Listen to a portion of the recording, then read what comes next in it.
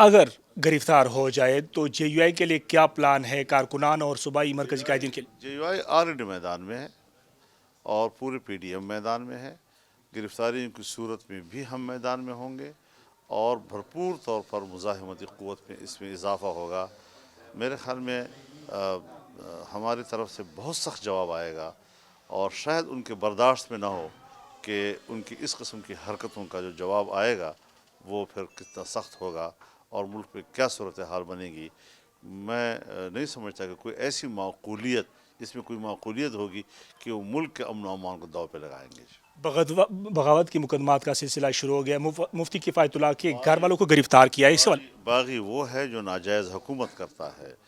جو ناجائز حکمران ہے اس کے خلاف بغاوت کرنا واجب ہے.